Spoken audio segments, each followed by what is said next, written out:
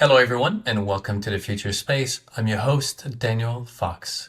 Our guest today is Dr. Kathryn Sullivan. Dr. Sullivan has a long career as a distinguished scientist, astronaut, and executive. She was one of the first 6 women to join NASA's astronaut corps in 1978 and holds the distinction of being the first American woman to walk in space. Her submersible dive to the Challenger Deep in June of 2020 made her a triple Guinness World Record holder as the most vertical person in the world, the first person to both orbit the planet and reach its deepest point, and the first woman to dive to full ocean depth. Sullivan has held a variety of senior executive and advisory positions since leaving NASA, including her appointment to the President's Council of Advisors on Science and Technology, presidential appointment as Under-Secretary of Commerce for Oceans and Atmosphere, Administrator of the National Oceanic and Atmospheric Administration, NOAA Deputy Administrator, NOAA Chief Scientist, and member of the National Science Board. Dr. Sullivan, welcome to the Future Space. Thank you, Daniel. It does become a little long. Well, it covers the distance that you've achieved from space all the way down to the deepest point of the ocean. Dr. Sullivan, what would be 3 words that for you captures the essence of space?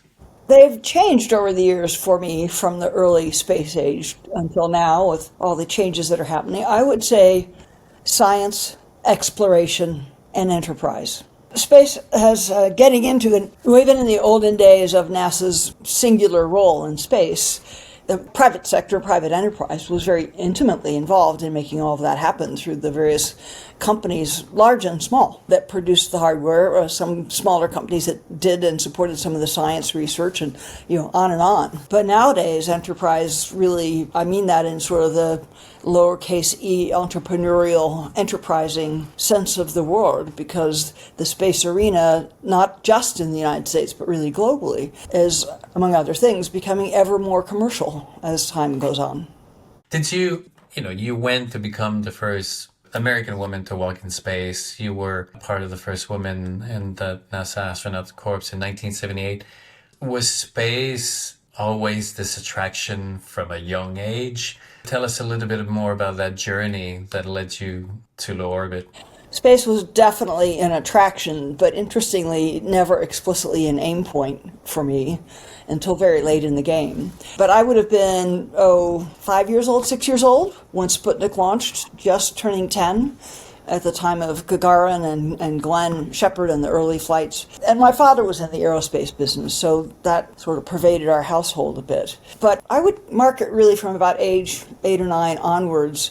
Every issue of National Geographic, of Life, of Look, of Time, the big magazines of the day that would hit your doorstep, weekly or monthly, every single one of them had tales of these pioneering new people called astronauts. The Soviet cosmonauts as well, of course, in the sense of that competition between the US and the Soviet Union at the time. But what really drew me was more the profiles and insights about who these people were. And of course, the press focused mainly on the astronauts, but we did get glimpses in some of the coverage of flight directors, for example, the other key players on a mission team. And what struck me watching all of that evolve from, Mercury 1 through the moon landings, it was stunning and exciting to me that these were people, they were trying something completely new.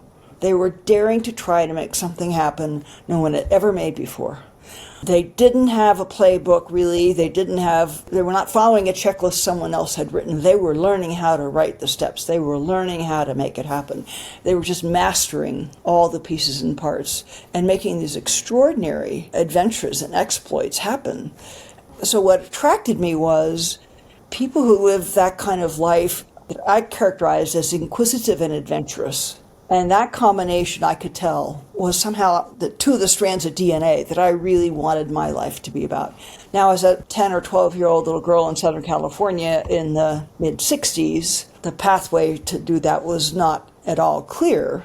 But so that impetus started very early and guided me through all of my academic choices up until the very end of grad school.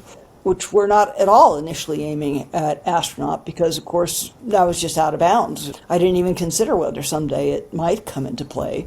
I was going to find my own path in life that could somehow be similarly inquisitive and adventurous. I also had earthly and oceanic models at that same time, of course. The grand explorations of journalists and explorers in National Geographic also mesmerized me.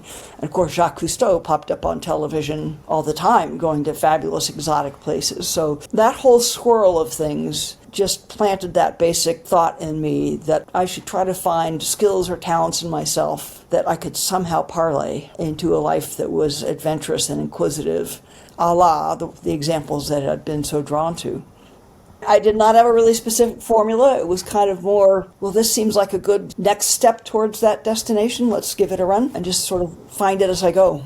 Many people have the same spirit in them, but they don't end up breaking a lot of boundaries and going to be astronaut in 1978 at a time where women were not necessarily the go-to. How did you end up there? I was in graduate school in Canada, so of course I didn't see really any of the advertisements that NASA had out. They don't recruit Canadians, they recruit Americans. But I went home for Christmas, I guess the Christmas break of 1976 it would have been. And my brother, the fun part of our family story is my brother is the dyed-in-the-wool, always want to fly kid. From 2 feet tall, he's drooling over everything that flies. He, of course, was fully invested in NASA's selection. He had filled the application out to be either a shuttle pilot or a mission specialist, either one, just take me. And so he started encouraging me to apply. My first reaction was that was ridiculous. I was busy happily studying the deep seafloor in the North Atlantic Ocean, which is 15,000 feet of water is hard enough. Why would you go a couple hundred miles further away from the planet? But after a little more thought, when I got back to grad school, I had this flash of inspiration. That was the wrong lens to look through. The lens to look through was NASA's building, instead of a capsule that just sees if we can get there and back, they're shifting gears. The shuttle is in some fair part going to be a research vessel, akin to the ones I'd been out to sea on since my 4th year of university. So really they were looking for scientists who could be expedition team members, help plan the expeditions, help figure out the equipment needed for the expeditions, be engaged in the rigging of the ship to do it, and then of course go out to sea or off to space and carry out those explorations. In the oceanographic world, as a scientist, you usually accompany your equipment out on the ship. The ship has its own crew, but a scientific party comes aboard and does their thing. That was not going to be the way with shuttle. Shuttle crews were going to need to be, if you will, an amalgam of both ship's crew and scientific party. So we scientists and engineers would operate the experiments or deploy the satellites. We were the proxies for the earthbound people who wanted that done, but were not going to get to go. Well, when I made that parallel, it took a whole different light for me because I loved the expeditionary part of oceanography. It was actually my very favorite part. I loved being out at sea, loved working in those kind of environments, good at it, done it a fair bit by that point in my life. And as my brother pointed out, look, they're actively looking for qualified women and scientists. And he flat out said, how many 26-year-old female PhDs can there be in the world? You at least ought to try. But when I got that idea about this is taking my research expedition passion in a different direction, and then added, plus if I manage to get selected, which is very long odds, but if I do, I would get to see the Earth with my own eyes from orbit. And that was the other big appeal to me, because underneath my urge to just be an inquisitive adventurer has always been an intense and pervasive interest in everything that could fit under the heading of geography. Landscapes, peoples, cultures, economies, you name it. I'm curious about it.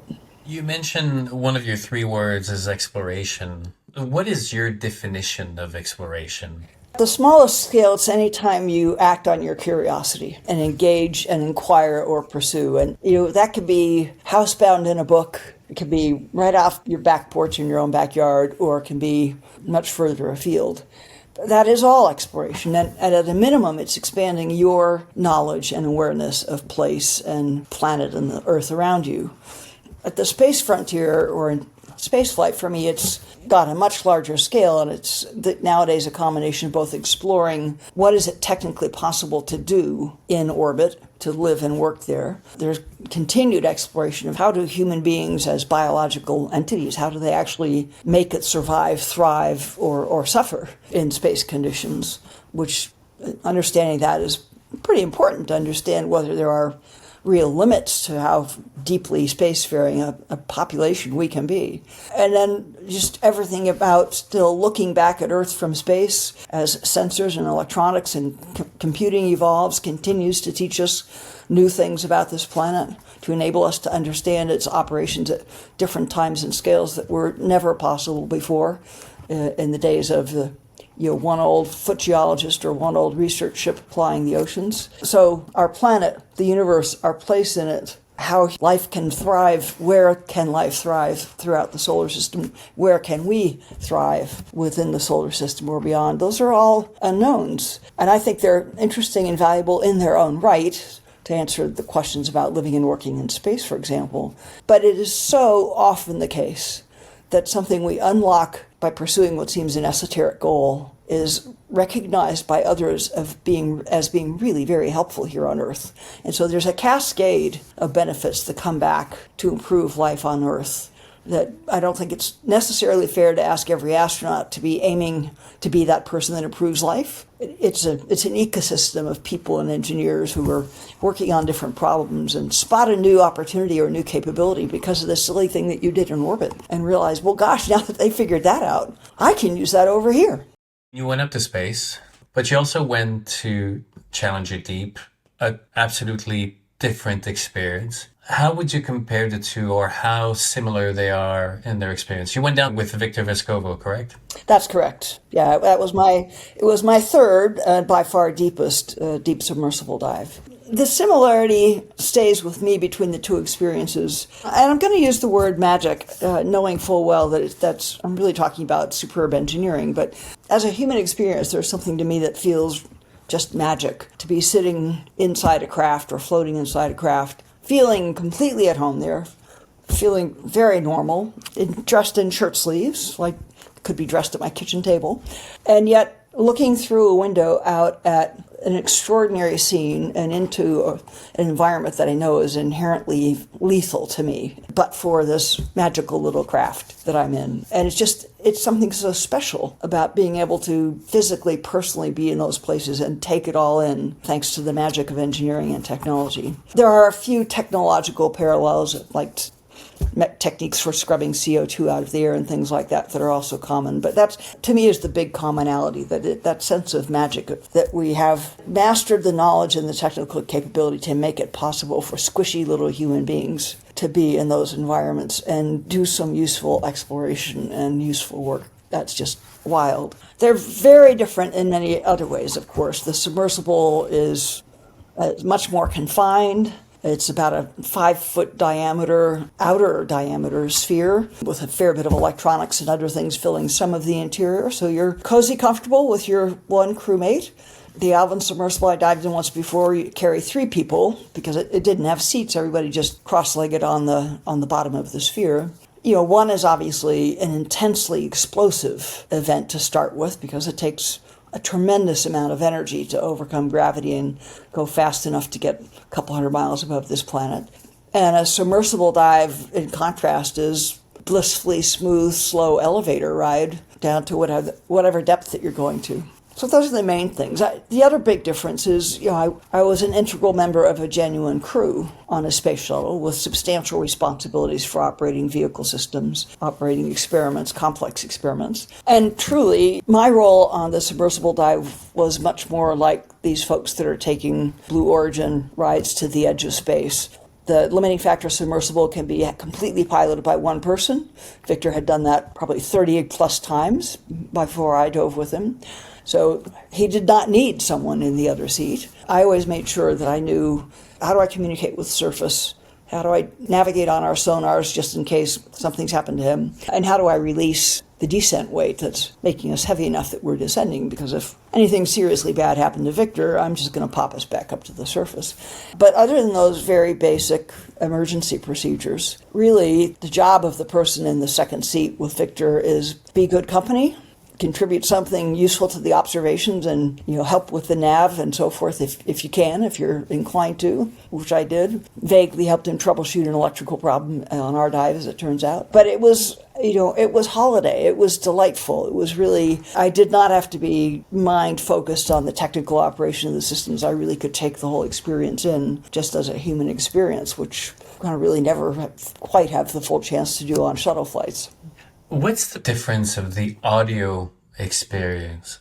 When you're in the shuttle, it's so loud, but then you get into the space, and then the sound does not propagate outside. I assume you still hear something happening with the base station, but when you go down, it's a total different, and it's more silence. But I assume that you also hear the submarine, the submersible, reacting with the environment. So how would you compare those two audio experiences? More similar than different to me. Aboard a space shuttle or the space station or inside your spacesuit, you're hearing the fans and pumps and motors that are making it all work. So you're hearing plenty of things. None of that will propagate through the vacuum of space, but you've got air inside the suit and air inside the station. So all those noises are there. And, they are relatively loud, that's true. There are some fans working inside the submersible to just keep air flowing around and prevent CO2 from pooling somewhere.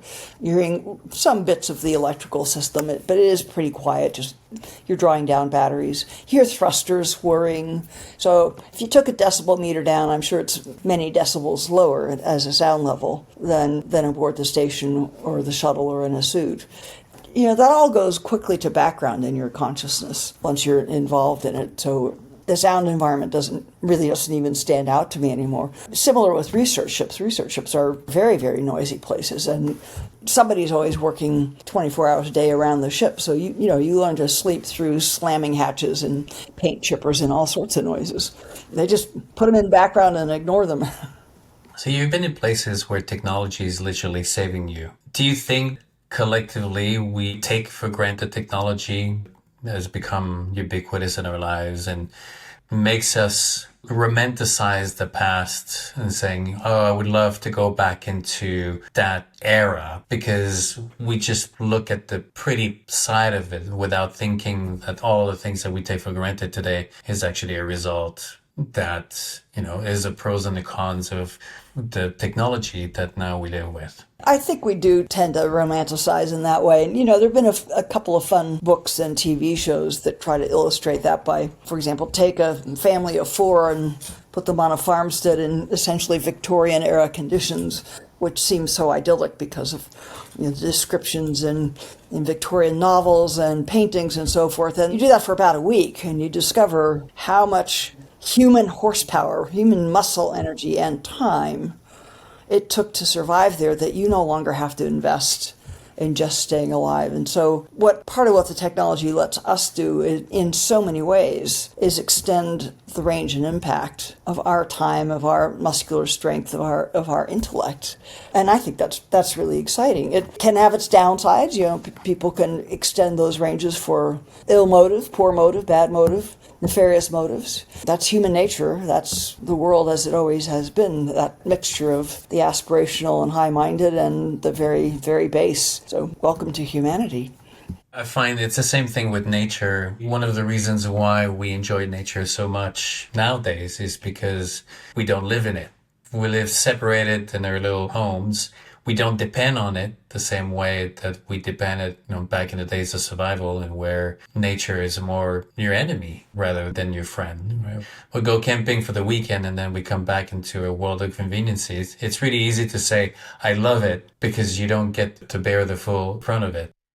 Space is much easier to develop than the ocean. Being on the surface, ship, it's one thing, but the future of living underwater, do you think it will ever be realistic a future like this, or the physics of it are too demanding? It's going to be much easier to spend our energy into building in space. Well, I think it certainly will be easier. I mean, if you have no aim other than let me do what's easy, designing and living and working in space is certainly easier than the deep sea for a whole host of reasons, principally around physics, as you point out. And I'm involved with a company now called Deep that has taken as its mission to make humans aquatic. Because of the importance of the ocean and life in the ocean to our life and to the basic functioning of the planet, our scientific access to the sea has still been so limited. I mean, researchers can drag instruments through or drop an instrument here and there. Physically getting in the environment to really look at the fine scale structures and processes of life in the sea, basically limited to several hour submersible dives or maximum 1 hour scuba dives. I joke, but I'm only partly joking, that we only really know what lives in the ocean if we happen to have bumped into it. And yet it is integral, it is our life support system, and life in the ocean is integral to our lives. So I think it's, I don't see people, maybe ever big communities, living year in, year out at depth. The physics and access are hard enough. But at Deep, we're trying at least to see if we can't push the frontier technologically and biologically so that substantial teams of, say, 10-ish people or so could live for maybe up to 3 or 4 weeks, maybe at depths as much as 200 meters. That's very hard to get to. We could go into the physics here, including the water outside is kind of cold and you've got warm bodies in this compartment that are breathing and producing moisture. Just the condensation and the temperature control at depth will be quite a challenge. But getting off the planet was quite a challenge. Getting to supersonic was quite a challenge. A lot of getting to the moon was quite a challenge. But we've done those things. And as I said before, I not only achieved them, and which open other avenues for progress, but achieved them and by that developed a cascade of benefits that have flowed back to Earth.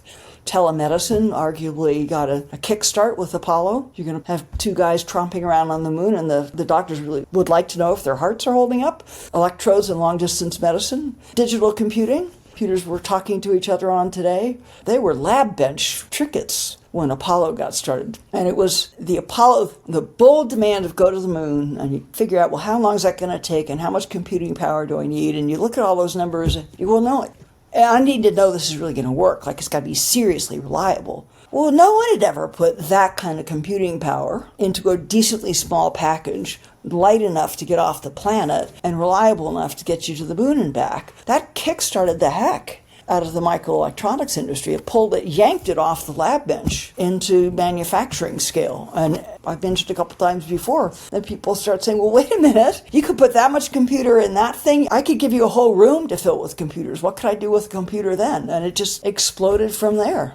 It is so interesting, the different reality of seeking knowledge between back in the days where if you wanted to know something, you had to physically go. If you wanted to find out about the temperature in Antarctica during the winter, you had to go, pitch a tent, and almost die in the process.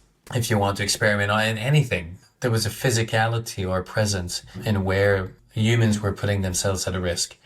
Nowadays, we have robots and helicopters on Mars that are gathering information and giving us all different variables so that by the time we do show up, we're not showing up blind. You know, we have computer models that are able to do a lot of the groundwork. So when it's time to turn on the switch, there's very less exposure to these risks compared to before. So I would even say that the age of exploration is just about to begin, because we can do even more without risking ourselves. The scale and value and benefit of the reconnaissance we can do through instrumentation and robotics is tremendous. And as you say, it lets you better characterize what risks you will face, consider in advance how to mitigate them to the degree you can, be more eyes wide open about what the residual risks are and what you can do to protect yourself from them or shield yourself from them. All that knowledge comes back as knowledge that feeds our scientific understanding globally anyway, and then it also helps substantially with planning next steps, considering, debating next steps. You've been to space, but your heart is very much in the ocean. How complex are the oceans? And I'm not saying complex in the sense of, it's a large body or, it's a majority of the surface of the planet. But how complex are, in our understanding of life and what works, what doesn't work. I mean, if we look at the deepest part of the ocean, it's a toxic environment.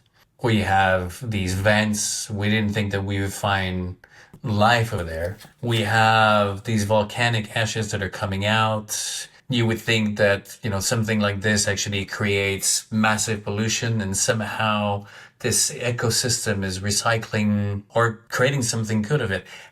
Just the complexity of that ecosystem, are we still struggling to understand how it works? At a detailed level, yeah, we are still striving to understand. I would say striving, not struggling.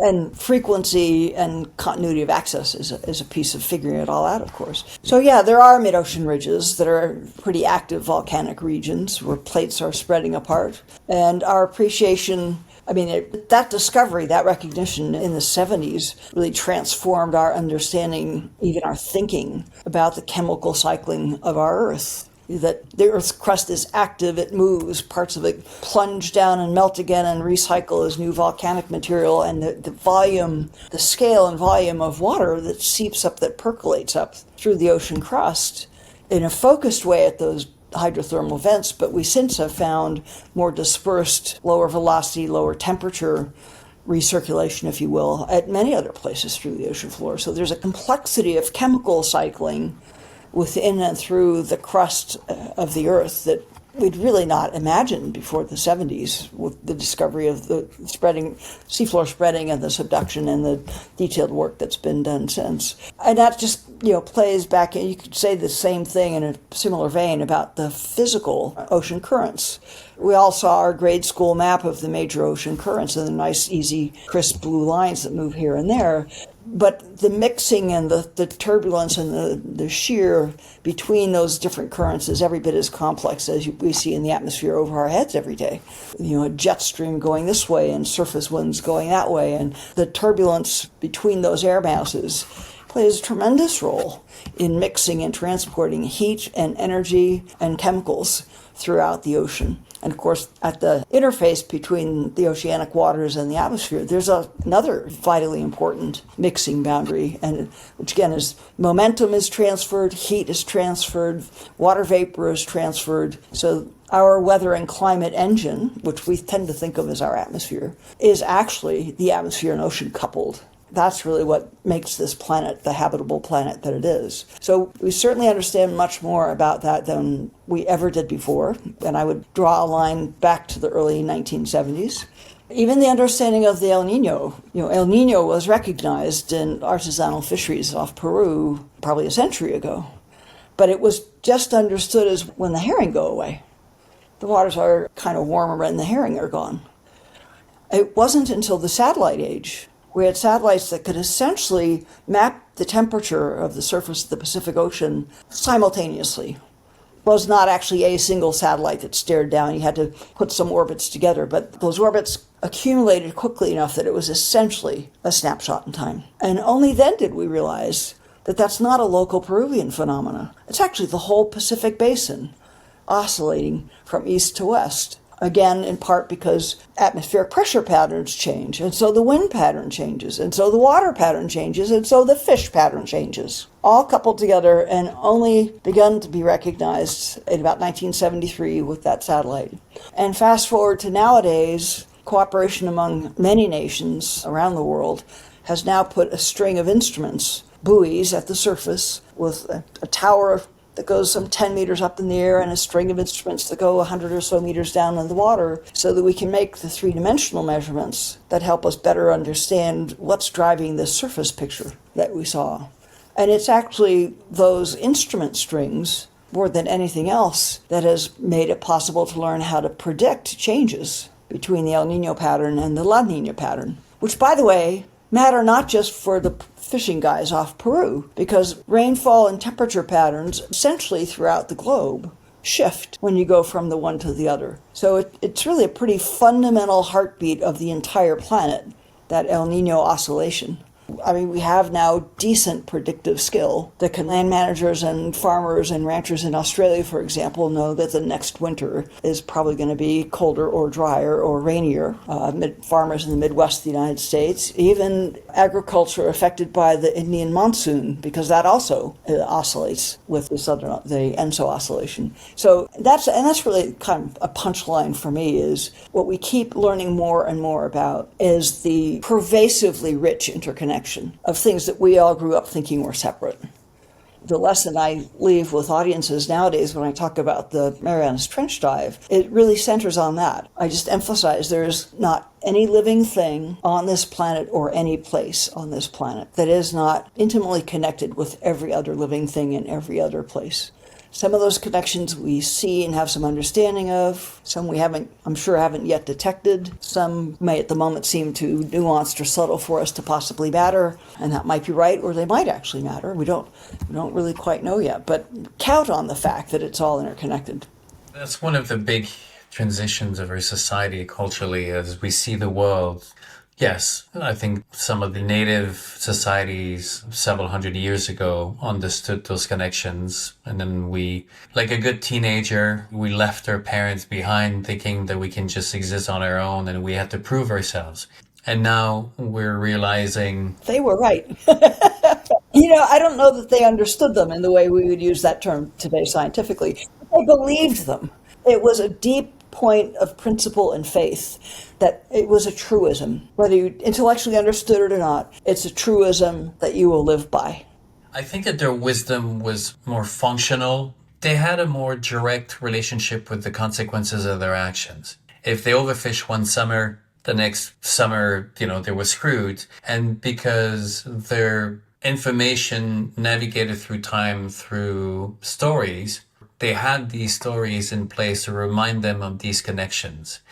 It's much harder nowadays to understand these consequences because you can overfish one summer and then you'll figure out a different place to go, and you keep pushing those boundaries until suddenly it's on a global scale and now you have to figure out your way out. But one of the things that often bugs me is we tend to look back into those times and thinking that they were much better at negotiating or dealing with nature, when in reality, they themselves also went through their entire cycle of pushing those boundaries and then realizing that if you did that, then you screwed yourself in the end. Even in the Great Plains, the relationship with the buffaloes, they killed a lot of buffaloes until you had the white buffalo. They came back and told them, listen, if you take care of me, I'll take care of you. The unfortunate cycle of that relationship is not specific to us. It's specific to nature.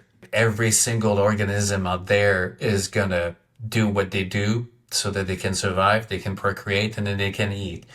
We're in this phase of now understanding that there are consequences, and we understand those connections more, I think, than maybe 50, 60, or 100 years ago, because the narrative has changed also. It's less linear, it's more connected. But it's a much more complicated understanding of the world also, because now you see the intricate web of these connections. So how space is adding a very interesting perspective where we can monitor a lot more, but monitoring, having that same kind of look, underneath the surface of the ocean is still a big challenge. There's a lot of companies that are trying to having these unmanned submersibles that can navigate underwater and collecting data. How far are we from being able to capture all this information from underwater? There have been big strides in the last decade or so, but it's still more like scratching the surface, I would say. The ocean is immense, and we've got maybe a couple of thousand of those automated robots, those gliders, cruising around getting temperature pressure measurements to help us better understand the structure of the water column. Our insight about the life within the sea remains very, very sparse. Every campaign, a couple big campaigns that are like Census of Marine Life, and every time they go out, it's like 70,000 new species that we never knew were there. At all levels, from macro species down to the microbial. We've just done so few pinpricks in the biology, in the biota. It's coming along, but it's definitely slow.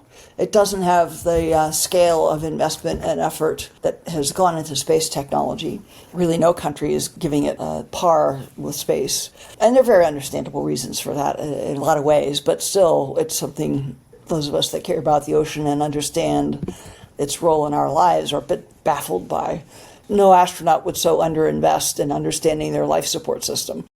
People often talk about, obviously, the overview effect. When you look back, you see one planet. That is what these new frontiers offer. It's a perspective, whether you're climbing the mountain close to your village and you look back and you see where your village is, or you get to the orbit and you look back and you see now your country in relationship with the others. Or once we fly away and we see our pale dot in relationship with the others. These destinations always offer the sense of perspective and context. But there's one statement that I always struggle with when we look back at the planet and we say, from up there, I don't see any boundaries. We should all get along together. And my mind always goes into, well, listen, I can step outside of my house and look back and it's one giant building, but I perfectly know that inside that house, there's a lot of dynamics. There's a lot of complexity. If everybody needs their space. Do we need to change a little bit that statement? And when we look back at the planet, yes, it's one place, but there's a lot of differences on that planet, and we need to recognize those differences so that we can all come to the table understanding those different perspectives. Because my story is very different than someone who lives in a mountain, or someone who lives in a jungle, or someone who lives into, a different country. So to say that we're all the same and we should all get along, it's a bit of a naive statement that dismisses the complexity of all the people living on the planet. I'm going to quibble with your characterization on a couple points, Daniel.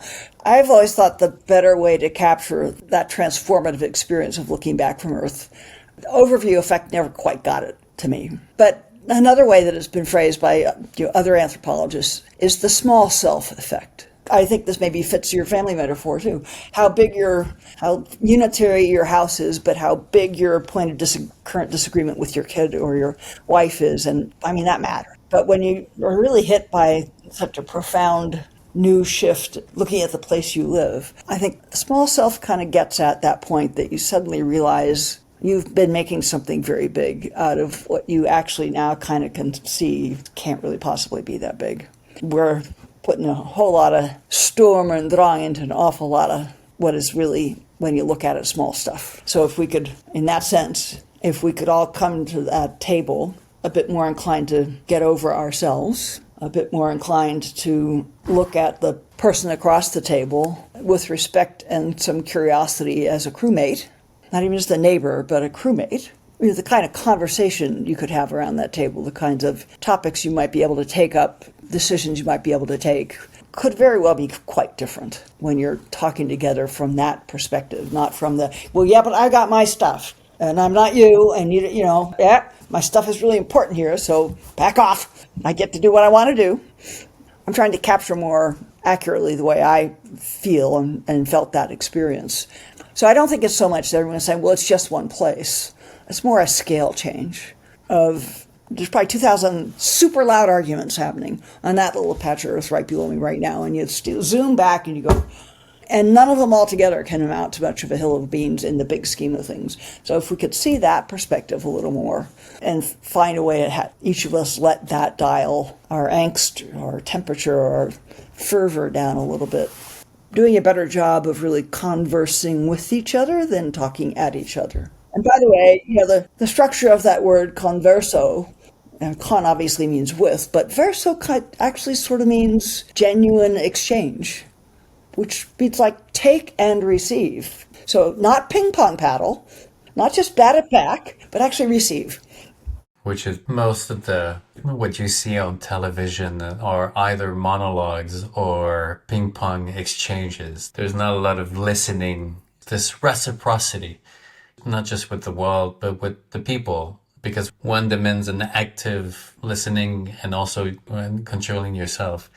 Dr. Sullivan, as the most vertical woman in the world, what would be your 3 words of wisdom? Stay curious, keep striving. I cheated. That's 4. Or, here's one for you. Dare, dream, strive. You need to dream, but you need the action and then continuing. Starting is just the beginning of it, but you have to keep pushing. Yeah, we're all excited at the start of an adventure, and then we find the things that are getting hard or going wrong, and we sort of feel like, I think I got suckered into this a little bit. This is not quite what I was expecting. Well, but here you are. Here you are. Carry on. Listen, everything is like that. Parenting, children, job, and everything. You go in, you have the honeymoon, and then real life happens. And often when people are asking me, advice is, how do you find your perfect job, perfect relationship, or perfect anything? I'm like, find the things that even in the worst of times, you still want to be there. Because the reality is, nature doesn't want perfection. Because there's no evolution. There's nothing. There's no place to go. If everything is perfect, it's the most boring place. It wants tension, conflicts. It wants to adapt. And the way that it does that is that by always creating conflict. Conflict is built within the foundation of nature. So if we try to go against it, we'll never come out of it. But if we understand those dynamics and we dance with it more than fighting it, then we get to places. We're going to be seeing each other in the Galapagos in November. I'm really looking forward. And we're going to have our friend Neil deGrasse who's going to be there. A little reunion. That'll be a fun reunion. And I've loved watching some clips of him and William Shatner ping-ponging off each other. So I think that'll be a delight. I'm not quick-witted enough to keep up with either of them, but I'll enjoy watching it. I myself, I don't want. When I have the two of them sitting at my table, I just let them arguing with each other. It's really hard to slip. You should have seen our Zoom calls. Exhausting. No word in edgewise, yeah. No. Dr. Sullivan, it's been a pleasure. I look forward for a time in the Galapagos, experiencing exploration and discovery, curiosity together. It will be great. Looking forward to it, Daniel. Thank you.